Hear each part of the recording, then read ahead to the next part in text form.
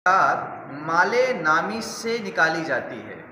माले नामी रुपया, पैसा, चांदी, सोना और माले तिजारत। एक बात को जहन में रखिएगा कि 52.5 तोला चांदी या उसकी कीमत, 7.5 तोला सोना या उसकी कीमत, ये चीज़ अगर मौजूद है तो गोया कि निसाब आपके पास मौजूद है।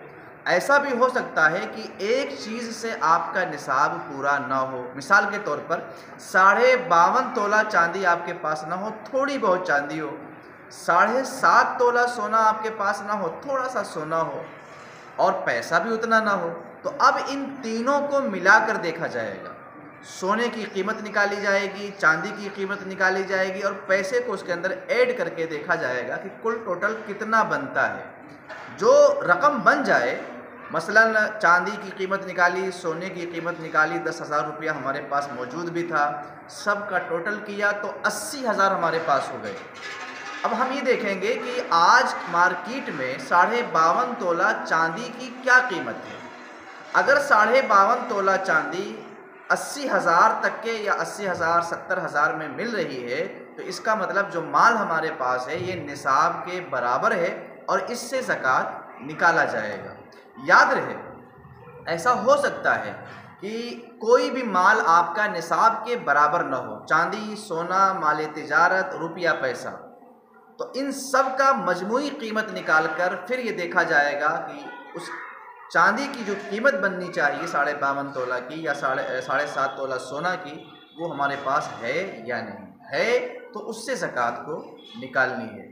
एक बात और भी जहन में रखें, बहुत से ऐसे लोग होते हैं कि उनका सोना या चांदी गिरवी रखा होता है, तो गिरवी चीज़ पर ज़कात नहीं है जब तक वो गिरवी है।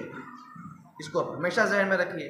इसके साथ साथ माले तिजारत, आप जो भी चीज़ बेचते हैं, जो बेचने का काम है, चप्पल जूता है, किराना है, ज़मीन बेचते हैं, मकान बेचते हैं, जो भी चीज़ आप बेचते हैं वो माले तिजारत है। हत्ता कि मुर्गी का फार्म है, मुर्गियाँ आप पाल के रखे हैं बेचने वाली, तो वो जो है माल, उसकी मौजूदा कीमत निकाली जाएगी कि आया आज की तारीख में इसकी कुल कीमत कितनी बनती है।